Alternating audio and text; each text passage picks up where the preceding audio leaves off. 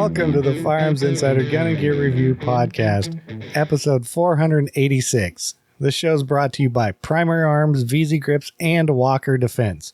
And in this show, we'll be discussing all things Primary Arms optics. And as you may know, we showcase guns, gear, and anything else you might be interested in.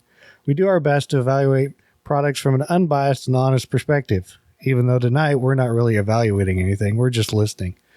So, I'm Chad Wallace. With me tonight, we have Tony, Rob, and Steve from Primary Arms. And first up tonight, we have Walker Defense Research. And Walker Defense provides shooters the finest, most innovative quality tactical accessories and firearm components around. From their Nile grip panels to their Nero muzzle brakes, no details are ever left behind. Only top quality materials are used in the manufacturing process. Together, all of this gives you some of the best firearms performance around. Everything they have to offer is proudly made in the USA. Walker Defense, where American ingenuity meets bleeding edge technology. And our Walker Defense product of the week this week, again, is the Flat Dark Earth Bolt Carrier Group. This thing's pretty nice looking. It'd probably go well with that, FDE PLX we're going to talk about later. Because it would probably match quite nicely. But so you can find all that stuff at walkerdr.com. And if you use the code Insider15, you'll get 15% off anything you can find over there. So now we're into what we did in firearms. I painted a wall in the living room, so I didn't really do anything firearms related this week. I stole some primers from my father-in-law, so that was a win. Or he gave them to me, one of the two, so that was a plus. Rob, did you do anything, or did you just try to get electrocuted? I just tried to get electrocuted last week at Oshkosh. When I flew up to Oshkosh, I flew back for the EAA air show and got stormed on, rained on. The storms destroyed 2 tents. I'm like, this sucks. I like camping, but this is like ridiculous, I can tell you what, though, the trip up and the trip back, 5,000 or 7,000 feet in Little Cherokee, you really get a better appreciation for how beautiful this country is.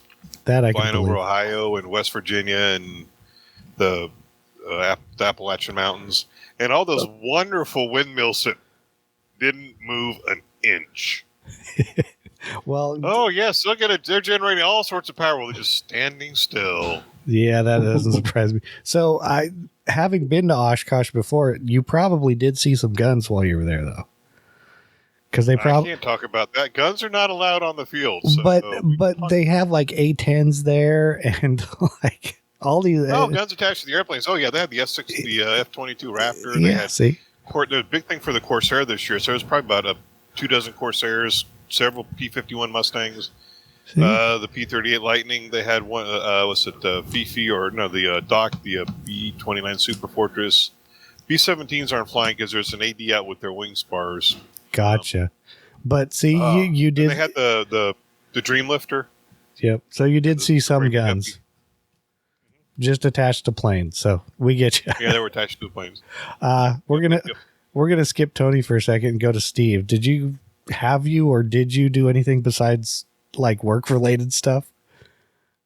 So what I do is I do gun stuff all the time, but non-work related gun stuff, which will I guess eventually be a work related gun thing now because we're going to do a video on it. I started building out a new 22 for PRS 22 LR. Just started putting some Area 419 stuff on it, getting it glassed up, and waiting on ammo to come in because trying to find precision 22 ammo right now is almost impossible.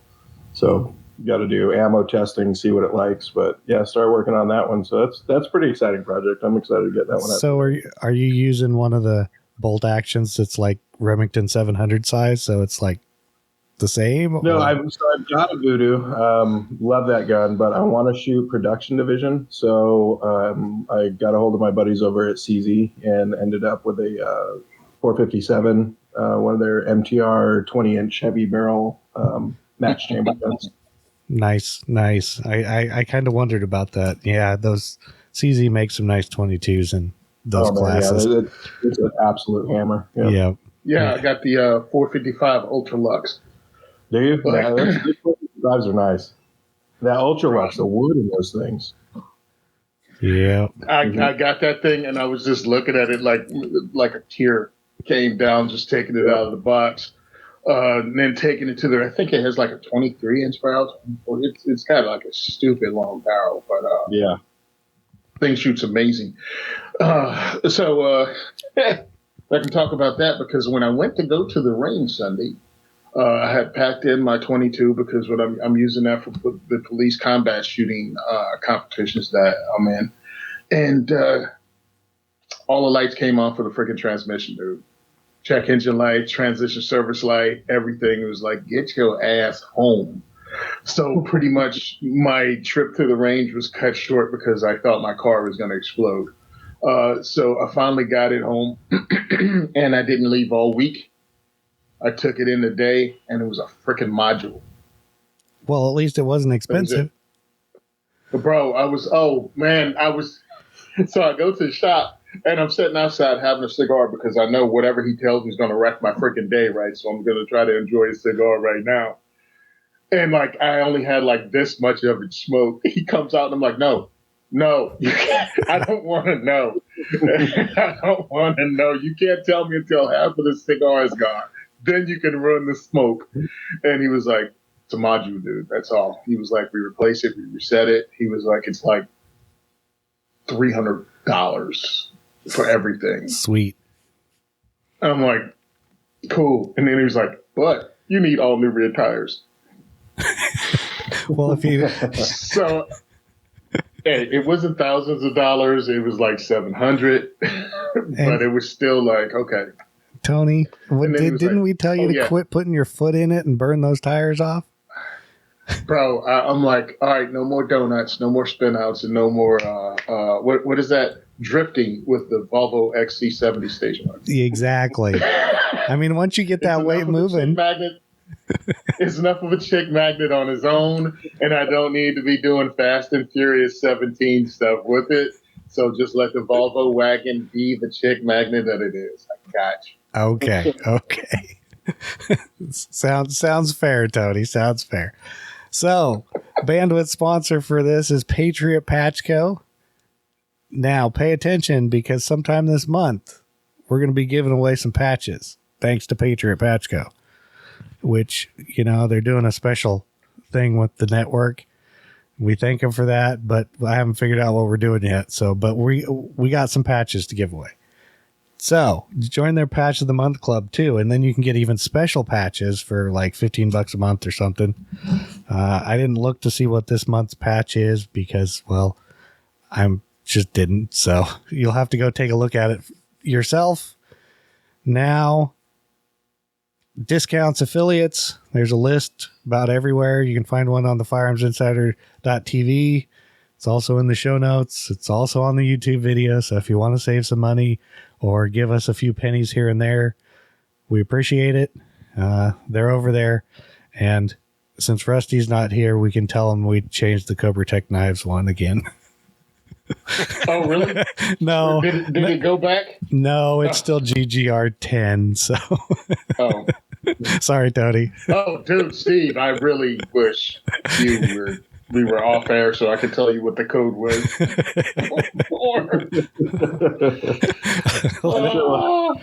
Long time after. Yeah. Yeah, let's go there right now. So, Rob. Yes, Chad. You think My turn? you think you can handle this? We'll see. The views and opinions expressed in this podcast are those of the individual co-hosts and do not reflect the official policy or position of the Firearms Radio Network and or their employers. This is not legal advice, nor should it be considered as such. Viewer discretion is advised. This is especially true on live shows. And tonight our main topic is going to be sponsored by Primary Arms. Just in time for summer, Primary Arms has everything you need for successful range day. Their selection of range gear includes everything from shooting mats to hearing protection, as well as range bags, targets, magazine loaders, and more. Plus, they have great deals on pre-packaged first aid kits, which are perfect for home, car, or anything I may be doing or need in my range bag. With high-quality products and unbeatable prices, Primary Arms is your go-to source for all your shooting needs.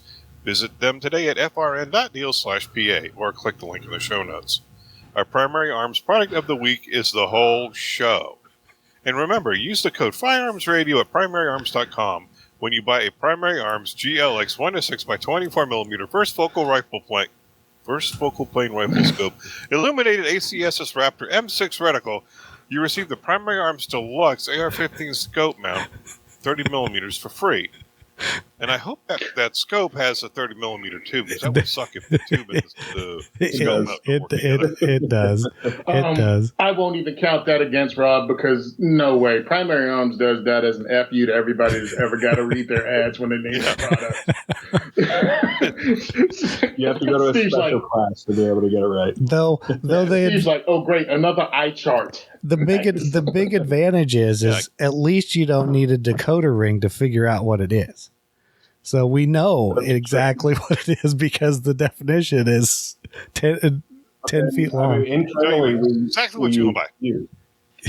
Exactly. So Look, just because Smith and Wesson and Glock made it almost impossible to figure out their naming convention doesn't mean Primary Arms gets a buy. Making it like I'll name every part of the firearm. I mean, every part of the product, so you know exactly what it is, what level it's on, whether it's gold, silver.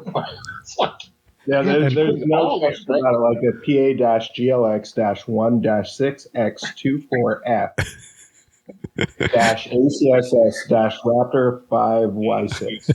yeah. it's not a name, that's a part number. And No cheating. and That's the, a skew. exactly. Yeah. And we even harass them when they are on the show and pretty much are the show tonight. You know, they don't get let off that easy. Nope. No, it's all right. It's we're used to it. It's fine. Yeah. The thing is we've all met people over at Primary Arms, and they're all great people over there. So that's all I can say. Everybody I've met over there are great people. So They are. It's a great organization. I'm lucky to be part of the team over there. They really are great people. So since you are the show tonight, kind of, I put some stuff in the show notes for you to talk about. You can do them in any order you want. All right. But, you know, I put MSRPs, I put links to them so people can go into the show notes when this comes out and look at them. Of course, I didn't link to the Odyssey part, but I didn't figure it really didn't matter. So, Yeah, that's okay. Yeah. And so that is what we had at the beginning of the year. We had the Odyssey launch, and that was where we announced all our stuff coming out like Q1, Q2. Some of the stuff got pushed a little farther back in the year, but it's coming. We'll talk about that in a little bit. But then we have Odyssey 2. So this is all the stuff coming for the second half of the year.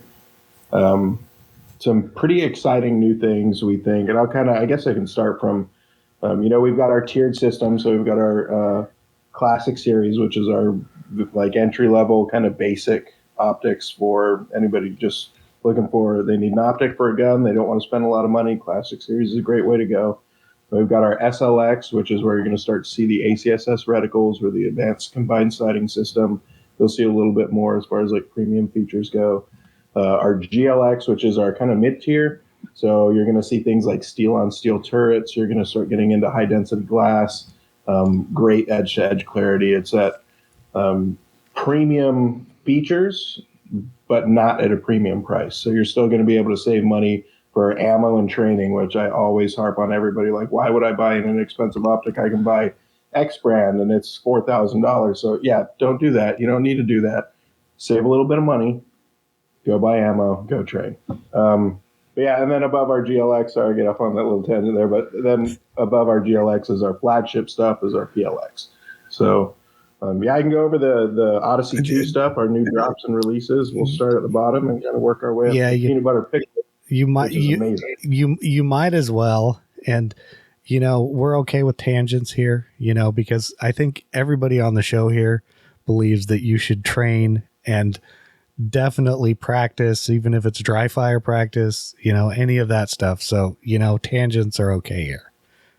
Yep. Yeah. You can't buy skill. Doesn't matter what equipment you have. It all comes down to that loose nut behind the trigger. So you got to make sure you can run the gun. Yep. Yeah. So kind of getting to get into the release. So in the classic series, so again, that entry level kind of basic optics for people that are looking to save some money but they still want a bomb-proof piece of glass. We've got there you go, the RD25. So we're talking about naming conventions. RD, red dot, 25. It's got a 25 millimeter objective. Classic series does not have the ACSS, so it's just a plain 2 MOA dot. It is the first dot that we've offered actually with the locking quick release mount. It's got exposed turrets, and we actually cut the notches in the turrets a little bit wider, so everything on that thing is toolless. To adjust the width of the mount for your rail is toolless. You just push the keeper in, and you can use your fingers to turn the nut. And then with those wider notches on the elevation and windage adjustment, you can pick a piece of brass up off the ground and use the rim of the case to make any adjustments you need to make. It's a really solid little dot. And even though it's in our classic series, it still goes through all the same testing, all the same inspection, all the same everything that everything else goes through, regardless, if it's one of our PLX compacts or our classic RD25. Every single piece gets looked at in our facility in Houston, Texas. They go through all the same testing, so it's recoil tested on SCAR heavies. We make sure everything is ready for the guys out there. So you can essentially walk into a gun store, pick up a new AR. It'll come with a magazine. You can pick up a couple of boxes of ammo and get that dot. Go out to the range with no tools, install the dot, zero the dot, and go have a great time and go shoot your gun. So, and at well under $150 retail on that thing's right around $130, $129.99. Phenomenal value for what that is. Have you had a chance to shoot that one you've got there? I did not. I think we're going to save it and not actually do anything with it and give it away on our 500th episode. I messaged Cheyenne and she said that was a great idea. So I don't want to wreck it. That's how I am with all my stuff. As soon as all my demo stuff, as soon as it goes on a gun, make sure you guys get all the pictures you need, because as soon as I take this thing out, you're never taking another picture of it. It's going to be wrecked.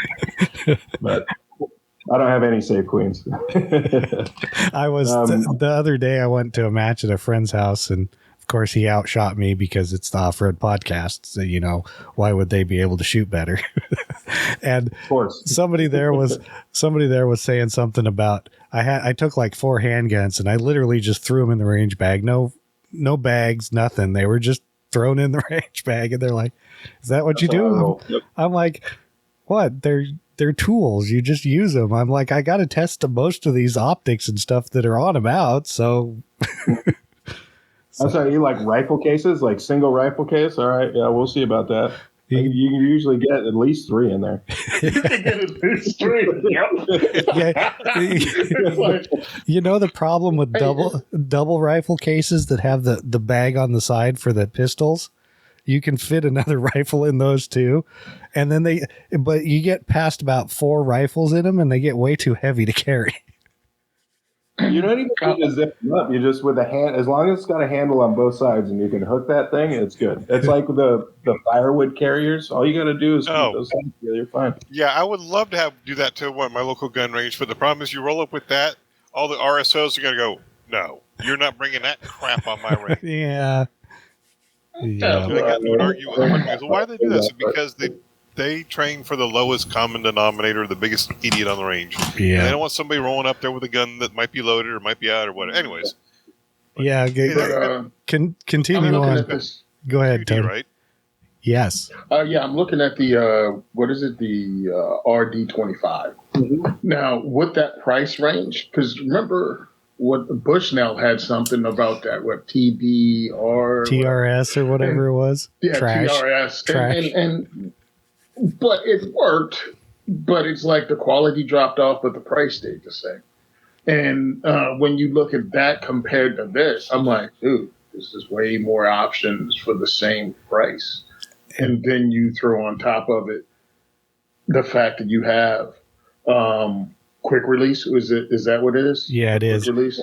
Quick release throw lever on there. That's adjustable as well, because some of the guns that are out there, they're not exactly spec rails, so you can actually adjust the width of that.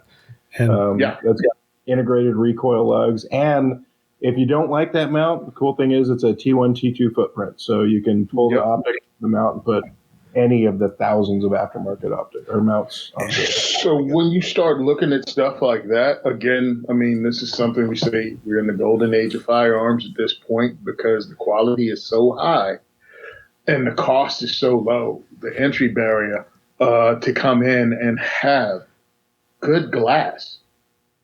Dude, when I first got into firearms, if anything was under $200, it was straight garbage.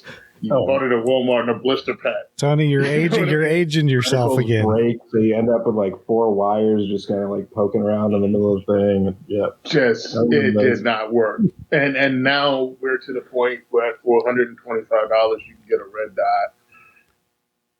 That's up there with what the leading stuff was about 10, 12 years ago. And it's just as robust as anything else out there. It's a tank. And I will say that, like I said, I'm not going to actually use this, but when I pulled it out of the box, I didn't even know they were sending it. And I was like, oh, that's a lot nicer than I expected it to be, and then especially after I found out the price, I was like, oh, which means when they're on sale, who knows what they're going to cost, $100 or something. And that's what I was thinking too. Yeah. I was like, wait a minute, with this discounts and the things that crazy stuff that Primary Arms does, like it's like who knows what you might eventually be able to get this for $100. Yeah, and that's definitely going to be better than other people's $100 options. Yeah, I wouldn't hesitate to throw it on an AR. Sorry, Steve. Because now when I'm talking about stuff like this, because doing the diversity shoots we do, sometimes we talk to people about that low price level of entry, but I'm like, whatever gets them in the door. Yeah, but this isn't a duty. One, stop it. It's like, dude, you can't pass duty anything.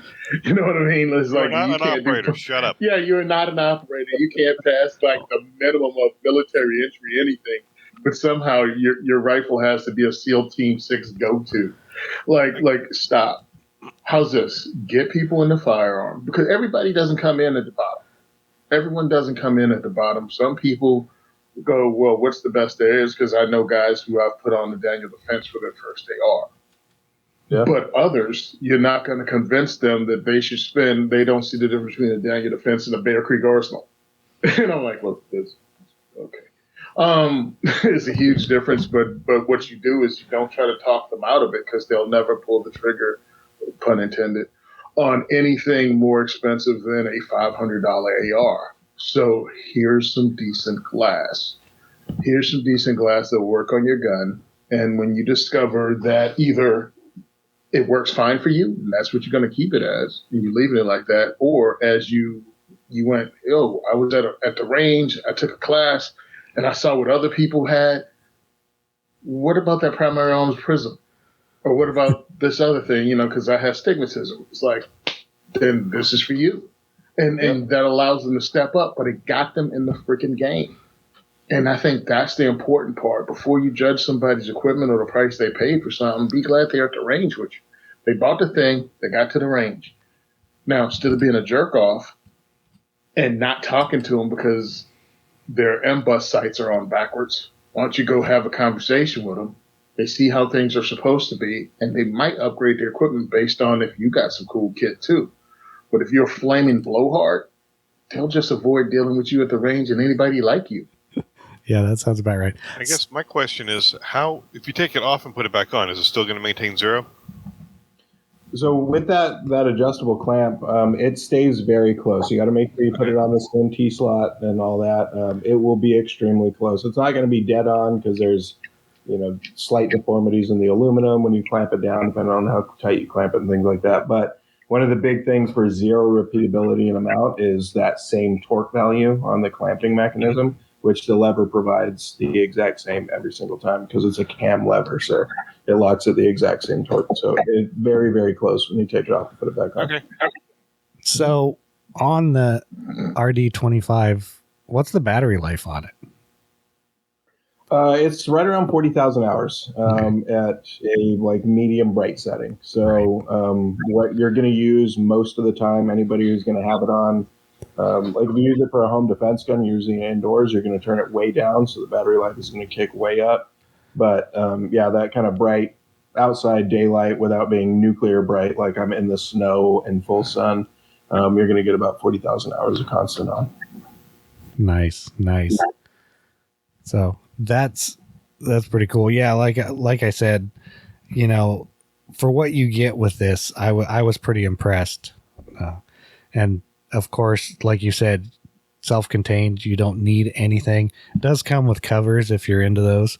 I usually end up hucking them in the garbage or something, but that's just me. I got so many of those things laying around my house. Like, do a load of laundry, one falls out of the lint trap. There's like, go looking for my keys. I pull my keys out of my pocket, one pops out of my pocket. Red dot bra. Yeah, I call it the red dot bra. Yeah. It's like, what the heck? Get this thing off my hand! Like when you reach in a range bag in the bottom, and you find one. Yeah, that's a good definition for them, though. Is there anything else we need to know about the RD25? That's about it. Push button controls. I think that's the only thing I didn't mention on it. But yeah, you know, a lot of the lower priced or entry level red dots that are out there have kind of variable capacitor or rheostat on the side that you turn, so it's easy to, like when you're pushing it back into a bag or something like that, inadvertently turn it on, and then it just sits there and burns until the battery's dead. But that push button control kind of sleekens the whole system up. It's all waterproof, 67 rated. So yeah, it's especially for an entry level dot. There's a lot of pretty good features in that thing. I know, like on the little micro red dots you guys make, they turn off after 12 hours. So the auto off, that one does not have an auto off feature in it. That's what I was hoping. Once it's off, it's off. Yep. That's exactly what I was hoping for. You would say. Yep. Yeah, because when I found that out, I was like, oh man, I'm like, they turn off after 12 hours. Just leave them on. I don't care if it kills the battery life. But yeah, and there was a reason we had behind that, because you have to take those off to replace the batteries. Mm-hmm. So 12 hours, and we figure like if you're carrying, you got a long day, like I'm on hour, I don't know, 20 of today or something. Right. Like that. So, like at some point in that 20-hour span, you should have 3 to 4 seconds to reach down and click that button to reset that timer. Right. So that's why we did it. But yeah, I mean, if that is a big concern, that you need it on, you need it ready to go 24/7, the RS10 would definitely be a better way to go. You start getting into our auto live technology, so not only does it turn itself off, it turns itself back on as soon as it moves. Side loading battery, things like that. So right. It's all about features, right? If you're looking for a dot to try a dot on a pistol or to get into competing in carry optics or something like that, that classic series is a great way to go. Yep. So yeah, all about features and need. I will tell you the RMR mount one in the classic series. Yep. Yes, I actually put it on Polymer 80 I have with a comp and all kinds of stuff, and I've shot it in competitions and everything, and it works fine for that because I'm not out there all day. You don't have to, you're not going to be at hour 12 on stage 4, and if you are, maybe we should reevaluate hobbies. Exactly. Okay, so I guess we'll let you move on to whatever else next you want to talk about.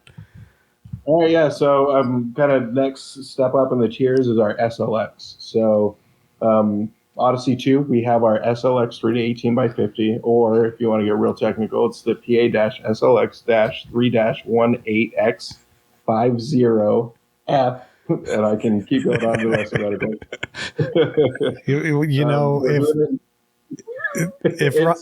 Yeah. It's like when I was in the military and you just speak acronyms to each other all day. Like I can have complete conversations with just SKUs.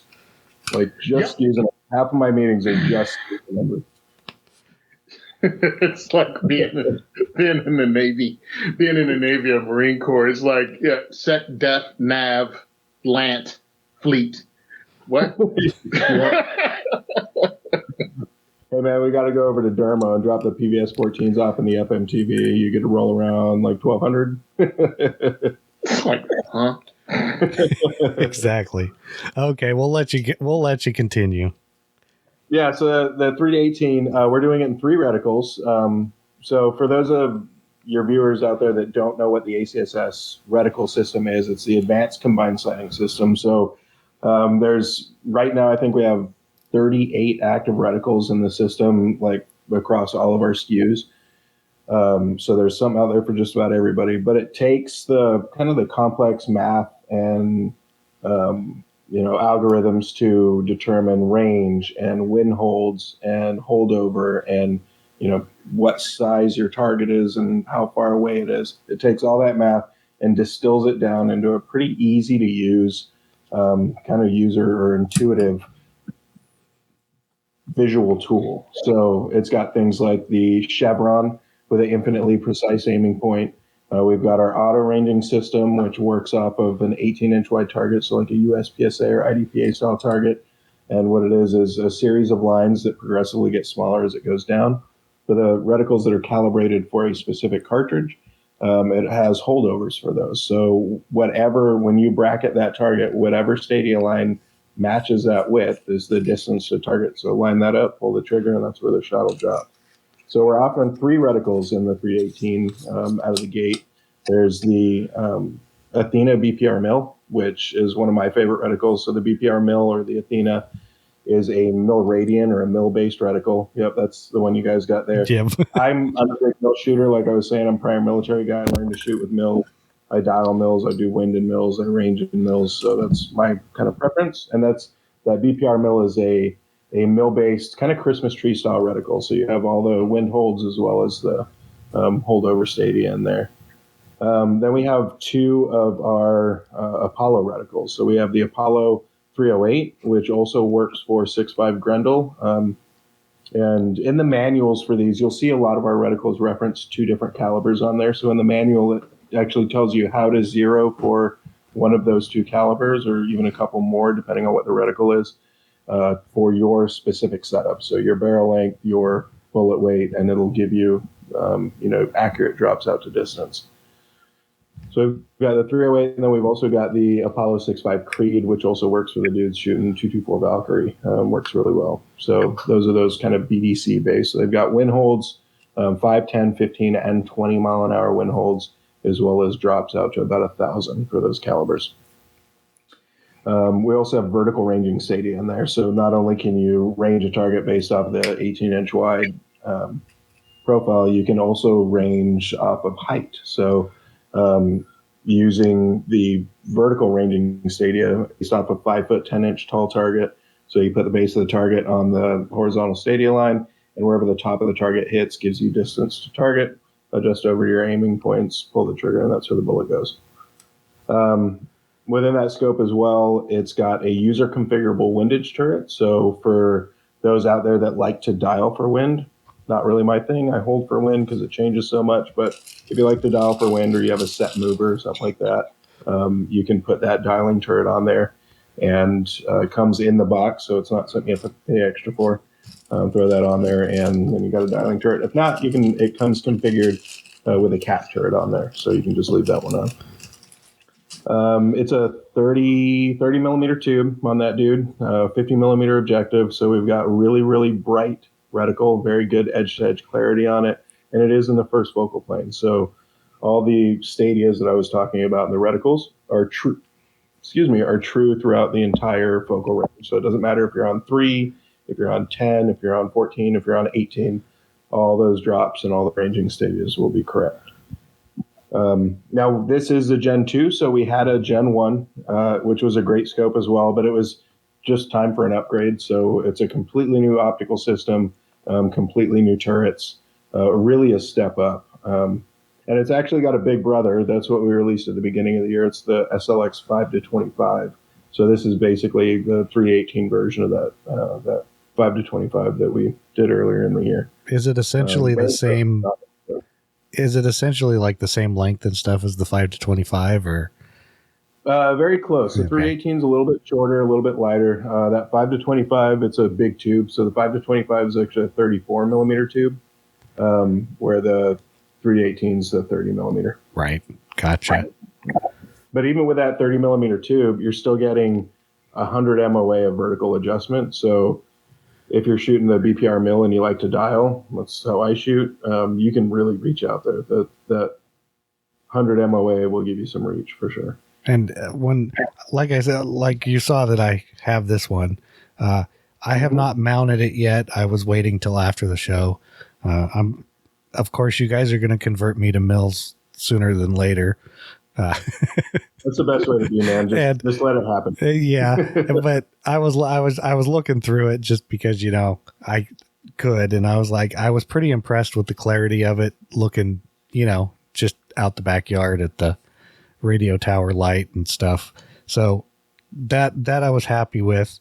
Now, of course, my only complaint, not even using it yet, is that even though the power adjustment is smooth, I like them a little weaker, but I don't know. Maybe I'll leave it out in the sun a little while, see what happens. Well, if you haven't used it, so that's brand new. That's still got all the grease and everything in there. Honestly, take it out to the range twice, and it'll be a night and day difference. Once you actually run that thing back and forth a couple of times, it loosens up. And it does. But it does have your new like dovetail throw lever. It does. So yeah, UML compatible. So it comes with that fixed throw lever that's on there. And you can put our folding throw lever on there if you want. So the UML is, we call it the Flippy Boy internally, and you can fold it down so it lays flat against the scope. And you can also adjust the length. So it can be anywhere from 1.25 inches, or you can take the top half off and it drops it to just about a 1/2 inch. But yeah, it's a great scope. That's actually, so that PRS 22 gun that I'm building, that's actually the scope that I'm building with it. That's going to be on there. Yeah. When I got the email saying that you guys were coming out with it, I was like, oh, I have a use for that. Like I said, it's going to be on a 243. So I'm like, old school 6 millimeter, but it'll shoot the 105 grain bullets. Okay. So nice. This is crazy that we got a first focal plane scope at $499 MSRP. Yeah. $500 retail, and it's first focal plane. First focal plane is going to be illuminated reticle, fully featured reticle. It's user configurable turrets it's a steal. It's a steal. It's half the price of what they. Yeah. Are the turrets on the Gen 2 larger than the Gen 1? They are. So you get a little bit more meat there. It's a little bit easier to dial. I really like the turret diameter that we're using on those things now. The older ones are a little bit smaller. When you get that smaller turret, I dial a lot. So that smaller radius turret where you're trying to get that, quick 7 clicks and then 8, 9, 10 to get to your full mill. You tend to spin past stuff a little bit because you just don't have that control. So yeah, those larger turrets are definitely a huge step up. Yeah, that's I kind of wondered because I was only looking at pictures of the Gen 1 and these, and I was like, I'm pretty sure those are larger turrets. And just messing with them, you can get good feel out of them, and you can definitely feel the clicks in it. And you said those are. Yep. And it's also got a zero stop. So once you get it zeroed, you can adjust that zero stop up, and then you don't really have to worry about how many rotations you are. So if you're shooting way out and then you're transitioning back to a target at 100 yards, spin it until it stops and you are back at zero. And It's not like back around zero, it's at zero. Yep.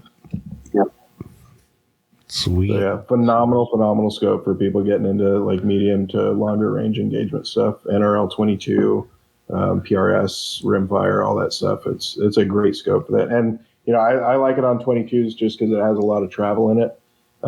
But that's not to say you can't put it on big stuff. Like I said, we tested that on the Scar Heavy just like we test everything else. It'll take a beating. Do you guys got any more questions about it? Nope. I see Tony shaking his head. When it comes to MilDOT versus MOA, I use both of them. And the best advice I was ever given was many years ago in rifle class. I said, think in terms of clicks, not in terms of inches or millimeters. Put the scope, you shoot the round, use your scope to measure where the target is over and down. And you're using mil is 10, MOA's 4, or whatever it's graduated for. Yeah. One of my biggest pet peeves at the range is like listening to somebody call corrections. Like you're about 4.5 inches away from the bullseye at like 730. Like that doesn't do anything for me. Give me up and right. Let me know how far up I need to go and right. I need to go like 4.5 inches at 730. This wrong game, guy. Wrong game. And really, I don't really like people calling stuff for me because unless you're going to tell me where the bullet is, and they'll tell me where to look for the round. Because sometimes I have trouble finding rounds, especially if you're not using a splatter target and you're shooting out to 600 yards. It can be kind of hard to see that dot. Yeah, watching trace and doing all that stuff. That's another big thing, especially in long range. It's good if you know what you're doing. It's better if you and your buddy know what you're doing. So kind of what Tony was talking about. If you got a friend who's showing interest in it, this is another great way to get into it. Don't need a bloody 50 power scope to shoot 600 yards. No, you don't need a 50 power scope to shoot 1,000. No. Yeah. I used to have this scope will take you out to 500 yards, 600 yards easy. Yeah, I used to have a fixed 10X on a 308, and you could shoot 800 yards all day long with it. Yeah, but that was during the Korean War. Calm down, bro. That was during the Korean War. Hey. This scope in particular, when we were going out to film content and stuff, kind of get ready for the launch and making videos, we have our video and kind of our media team. We have a couple of newer shooters on that team. And first thing I did, okay, who shot 1,000? And one of the guys raised his hand. The other two didn't. They haven't shot it yet. All right, this is what we're going to do. We're going to mount the scope. We're going to set up the rifle. I'm going to get you on at 100. We'll establish 0. We're going to confirm 0 at 500 where they're going to ring 1,000-yard steel. And each one of them did. And we confirmed 0 and took them a little longer to confirm 0 because sometimes that can be a little difficult, but usually confirm 0 in 5 to 8 rounds and then confirm that at 500. And then it was ringing steel within the first 3 rounds at 1,000 on that glass with a bone stock factory Ruger. Just great little setup, fantastic setup. And those are C-zone silhouettes, C-zone steel silhouette. Yeah, so they're not even full-size silhouettes. Yeah, they're not a big target at all. Not a big target at all. And we've got actual video of it. So, I got proof to back it up. And that's one of the big things I do. Anytime we take anybody out for whatever we're doing, all right, who's shot 1,000? If you haven't done it, let's go. Everybody needs to know how this stuff works. Right. It's not magic. It's not some crazy thing you got to work years and years and years for. It's all about the basics. Especially since that's pretty much what you guys do is optics. It's always good to know how to use it. Yep. Yeah. But fundamentals are fundamentals, but there's certain distances that everybody put on that it's like magical. Oh, you can hit 100-yard target with a pistol. It's crazy. You can hit 1,000 yards. And I'm like, they just made that up, right? Like that they just made up. They came up with a distance, and it seems impossible because people don't understand that fundamentals are fundamentals. Learn. That's all it is. That's all it is fundamentals. But the farther you shoot, the only thing that comes into play, the farther you shoot is math. That's it. You just got to figure out how far that bullet's going to drop. But as long as you know that and you can apply the fundamentals and break a clean shot, you can reach out as far as you want. So if you're putting this on a 22, can you see the bullet trace through it? You can actually, yeah. I can watch trace at usually about 75 yards is when I can start watching trace. I shoot not subs, but standard velocity. So yeah, it's real easy to watch. You can actually see the bullet going through even at 50. If you're shooting the right color target, you can watch that bullet zip through it. Yeah, I was pretty impressed.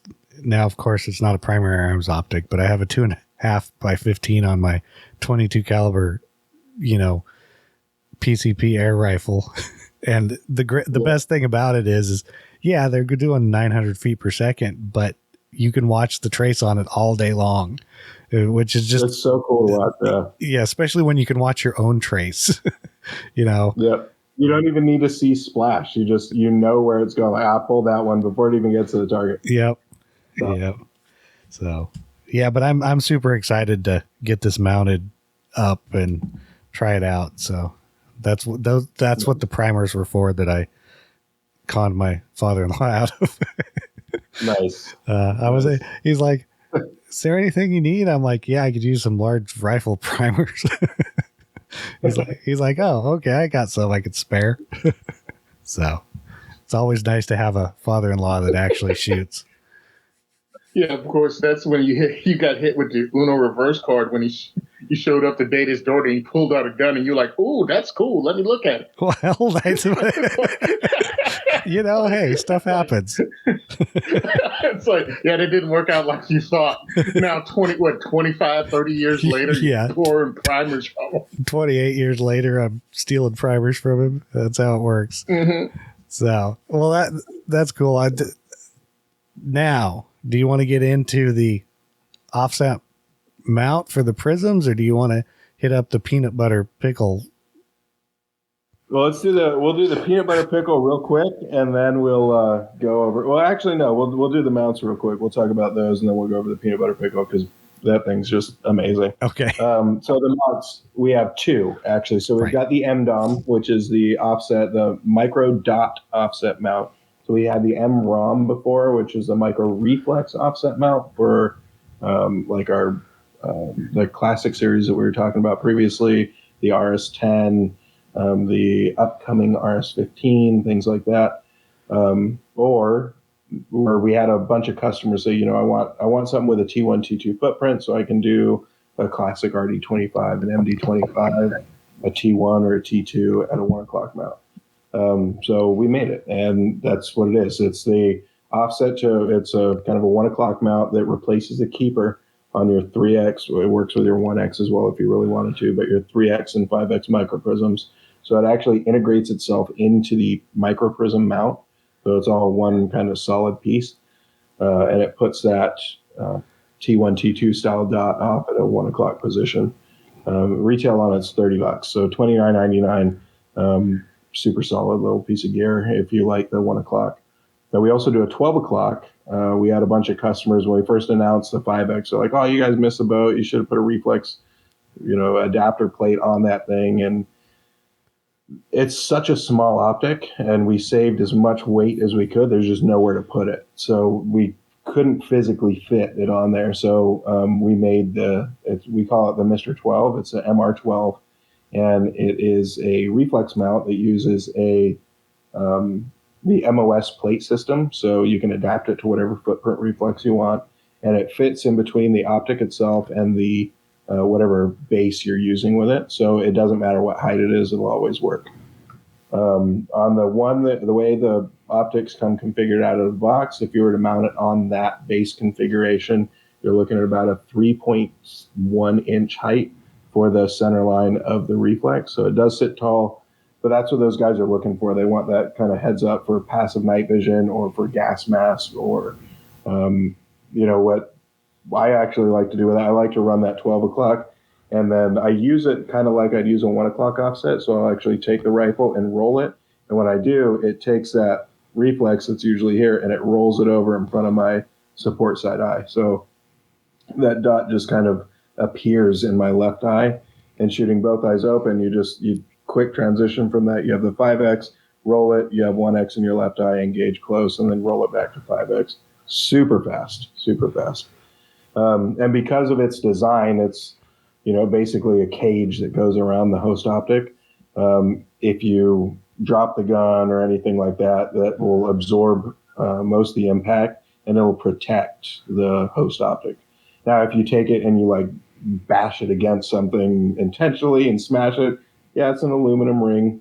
It's going to bend. Things are going to happen. But we do have that Primary Arms Optics lifetime warranty to get that taken care of. So yeah, it's all right. Yeah, I saw that those came out, and I was like, I think I need to buy one of the 1 degree offset ones or 1 o'clock offset ones just to try out with the 3X prism I have, just because I was like, that looks interesting. I might buy one just to try it out. It's a really clean system. The way, because it integrates, it replaces that keeper. You don't have to worry about that secondary mount or having enough rail space, or now you're bridging the gap and now you're on your fore end. It's too far forward or it's too far back or whatever it is.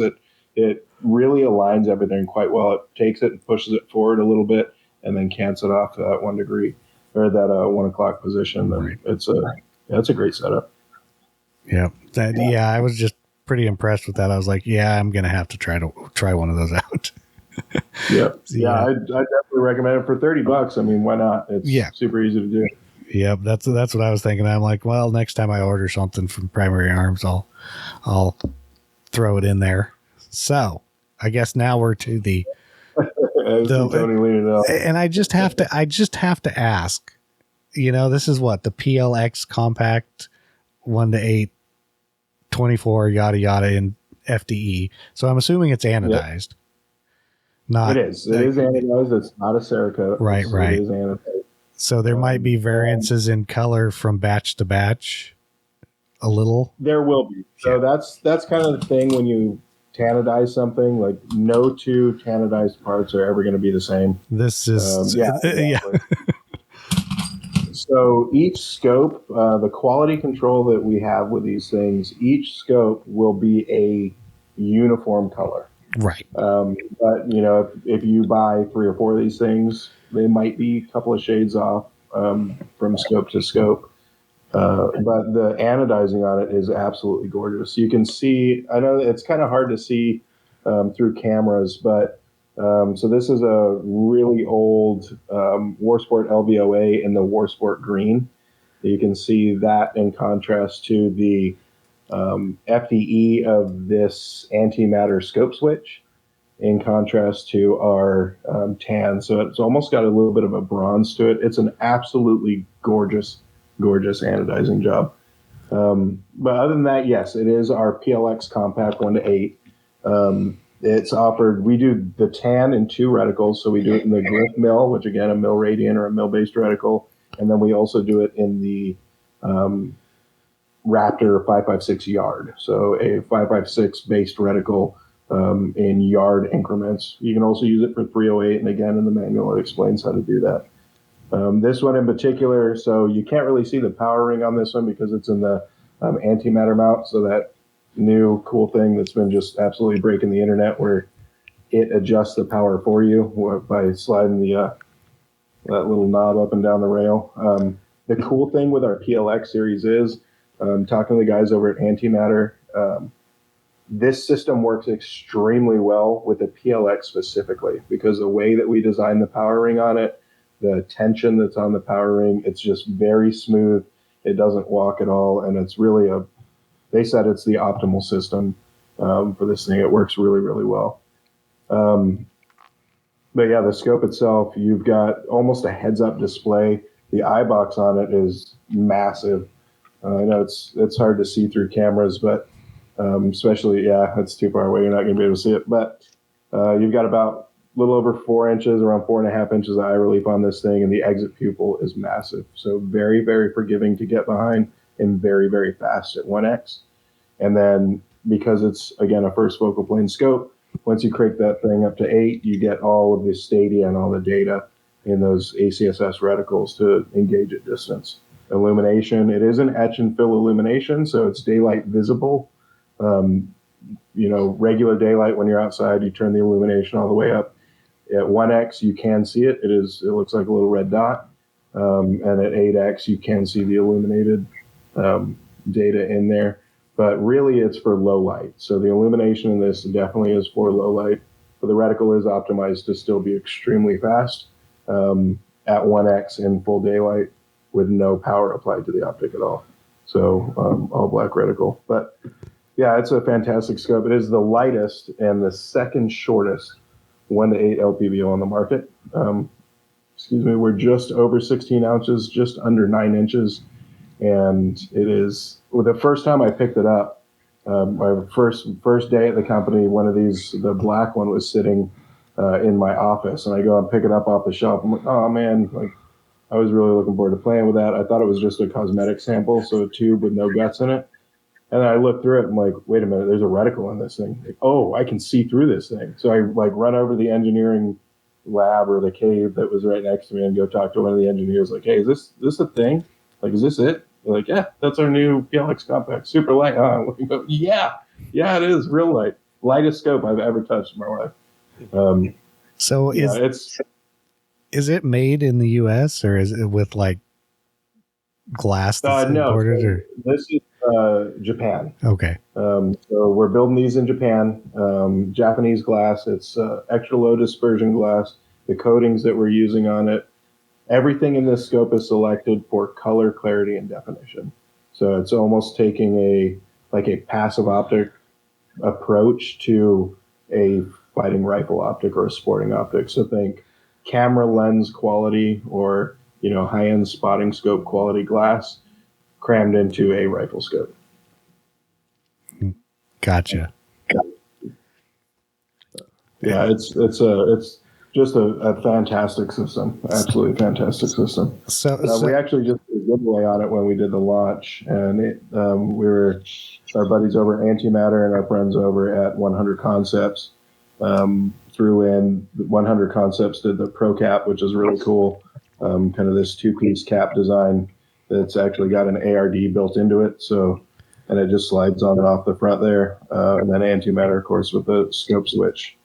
But yeah, it was a really, really cool package to get together, especially everything kind of that 50 Shades of FDE motif. It's just great. Is that a 34 millimeter tube? I didn't really check into it, or 30. No, it's a 30 millimeter tube. And this one actually comes with both the black and the tan. Both come with the user configurable elevation turrets. So I tend to keep my LPVOs capped because I'm not really doing a lot of dialing with them. But some of the race gun guys out there, the competitive guys, does come with the dialing elevation turret. If that's your deal, you can put that on. But yeah, 30 millimeter tube. So the vast majority of the mounts that are out there, you can definitely get something to fit. We do our own PLX mounts in both a 1.5 inch. That's a black cantilever mount. And then we also do a clear anodized 2.04 inch high for the guys that like to really get the optics up for that more kind of upright shooting position. But yeah, 30 mil tube, one piece construction, all purge, IP67 rated, shockproof, dustproof, all that high speed stuff. Super premium glass, premium coatings. Right. It really is the flagship of our line, and it'll go pound to pound with any of the best LPVOs that are out there. And really, and it's not $40. It's only $14.99. Yeah, I was gonna say, all that and a very, very good value package. Yeah, because once you get into that price range, there's not that much competition up in 1,500 and yeah, and then there's the ones that are $2,500 or more, and you're like, is it anything better than $1,500? I guess it depends on what you want. Law of diminishing returns, right? Like, how many thousands of dollars do I need to spend to be able to see for another 30 seconds as the sun sets? It's and with this, it doesn't matter how many thousands of dollars you spend, because this will go toe to toe with that $2,000, $2,500, $3,000 piece of glass. The glass is just absolutely amazing in there. I got you. I haven't used one. I've only looked through one at SHOT Show, so the beams looked pretty clear in the building. Right. Yeah. So, but yeah, I've heard good things about them, and I was glad that you guys brought one out in the FDE one. I thought I'm sure there's a big market for that, and people were asking for it. Yeah. It's we had this whole peanut butter pickle campaign, and we had the patches and the stickers that were out there, and kind of like if you go on Instagram and search peanut butter pickle, it's nothing but Primary Arms optics links. I mean, everybody joined this thing, and they didn't even know what it was. They knew we were giving away a peanut butter pickle, whatever that means. Right, and then you had the sticker and patch, and yeah. and it like proliferated social media, and we didn't say what it was. We did have a couple of pictures that kind of leaked out, but we never said anything about it. We leaked it out through, some of our affiliate channels, and yeah, it worked really well. Everybody was so excited about it, but everybody's guessing, right? Like, oh, what's this going to be? What's it going to be? And we actually had quite a few people guess, like, man, if this isn't the FDE PLX 1-8, I'm going to lose my mind. Like, closer than you think. You got it. Yeah. So who came up with the name Peanut Butter Pickle? That was actually me. So anytime you hear any weird names for stuff, like we've got some weird stuff out there. We have things like Rubber Ducky. That one wasn't me. Deviant Butterfly, because like, why not? Like 13-year-old goth girl's Facebook profile from 1992 is the Deviant Butterfly. Like, awesome name for a secret project. But we have these names for the project so we can talk about them openly, like at SHOT Show or at NRA or wherever we are. And yeah, we're working on the Deviant Butterfly project, we're working on the Peanut Butter Pickle project, and nobody knows what we're talking about. And it just makes it much easier to have that conversation. Because if we say something like, oh yeah, the PLX-1-8-X24, and we go on that /FDE, and you're like, oh, that's an FDE 1-8. Like, I figured that. I cracked the code. So, all right, I see what you name stuff on your own, so now I have nothing to say bad about the naming convention Primary Arms uses. Yeah, so you don't want me for products because it's going to be off the wall. I take it all back now. It's that marketing creativeness getting this come up. This is going to be the PP 1-8 by 24. You got that deep voice movie guy, the Peanut Butter Pickle. It's like, yeah. It's like all the internal emails, we shorthand it so it's PvP. So you look at whoever, like our web guys and our tech team, if they're ever sorting through emails for anything, it's for this block of time, the tens of thousands of emails internally that reference PvP is just astounding. It's going to crash the server. Nice. Well, I'm not gonna throw in any of this other stuff because I know most of it's already been talked about except the GLX RS15, and you guys have told us about that. It's just not out yet. But we announced it at the beginning of the year. It's close. It's coming. It's close. I've actually been running a prototype for some time. It works fantastic. It holds up very, very well. It's super clear glass, very easy to use. And then the Vulcan reticle it's an astounding reticle. If anybody who hasn't used a Vulcan in any of our Holosun co-branded stuff, it's really a game changer when it comes to dots on pistols. But yeah, the RS15, we promise it is coming. It is coming soon. There are a couple of bugs we had to get ironed out and find some solution for some electronics shortages and things like that, trying to source parts. But soon it's going to be there. We appreciate the patience, and we know you're all anxious and ready for it. So are we. I can tell you, we cannot wait to strike this project off of our trackers, so it just goes to market and we're done with it. But very soon. Gotcha. And of course, you're probably not going to leak what the code name for the GLX RS15 was. That one, so that project actually started before me. We never codenamed it. Oh, okay. Gotcha. The codename name, that was hey, Steve has a good idea. And then after I said it, why do we let this dude talk in meetings? This is why. What peanut butter pickle? What even is that? Well, that's when it's so cool. That's when you say something to the effect of, "You guys are the ones that hired me." Yeah, you put me in my position because I'm good at it. Yeah, that's right. This is a good idea. Yeah, this is your fault. Yes. Well, I'm not going to kick you out yet, but I do want to thank you for coming on and telling us about all the new optics that you guys are putting out. And I appreciate it. I love coming on and talking to you guys. It's always a pleasure. So I really appreciate you having me for sure. Yeah. Every so often we get people from Primary Arms. You guys are like, "Hey, can we come on?" And we're like, "Sure." And I think Rob passed out again. or actually, I think it was Tony, but we appreciate it. I'm just going to ask you now, where can they find you guys? So you can find us at primaryarmsoptics.com. You can find all of our products, descriptions and everything on there, manuals, how to use it, why it's great. You can find all of reticle information on there as well. We are sold all over the country. We have a huge dealer network out there. So go into your local gun shop. There's a great chance that they've got Primary Arms Optics in there. And if they don't, tell them they need to and get a hold of us so we can get them set up.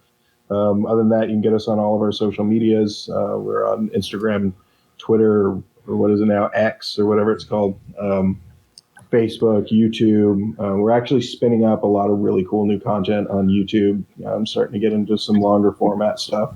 So, yeah, follow us on all that. And then there's always primaryarms.com as well, which is the kind of the e-com wing of the company. And, it's anything you need, like the ad you guys had at the beginning. Pretty much anything you need for hunting, shooting, and outdoors, it's all there. Yeah, it pretty much is.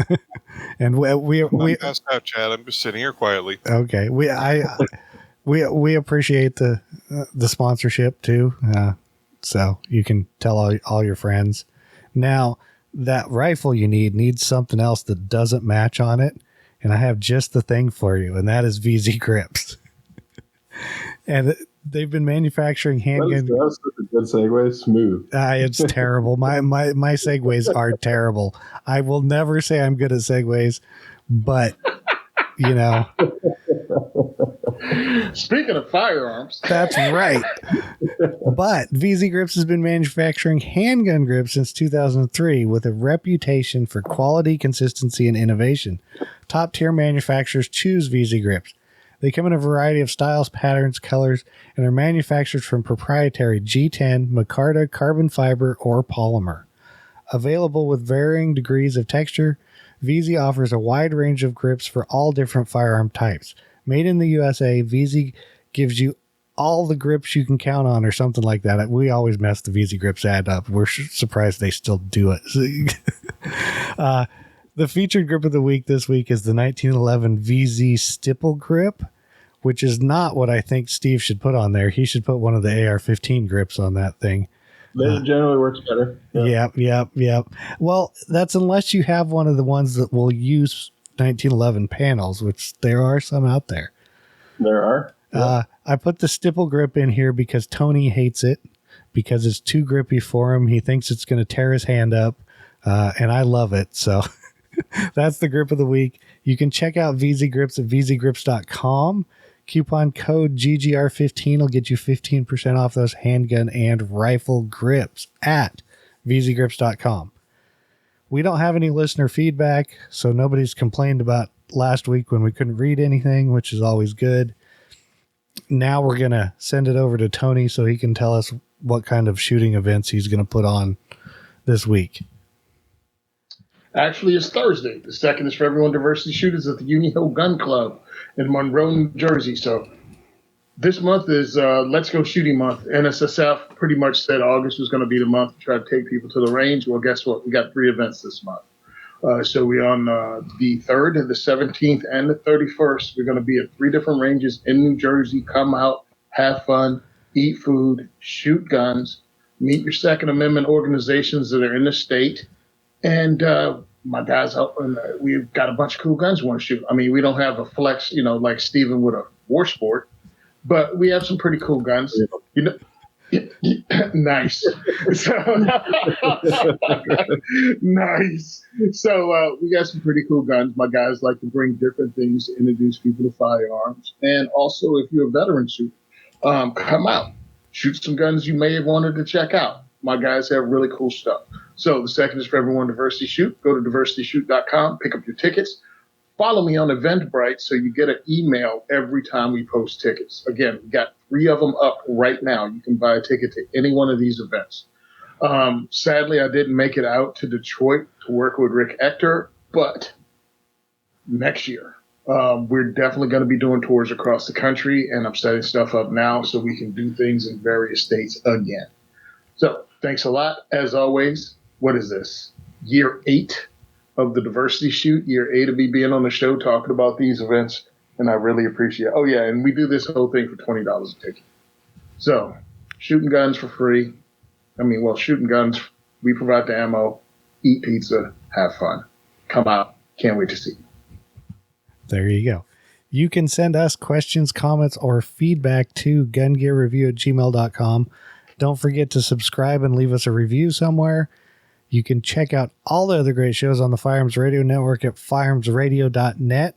Don't forget to visit the Firearms Insider at firearmsinsider.tv. You can check us out on Facebook, Twitter, X, whatever it's called now, Instagram at Firearms Insider. Don't forget to check out all our great sponsors. Thank you, Steve, for coming on. And everybody else, thank you for listening to the largest pound for pound podcast on the network. And we are out. Epstein didn't kill himself.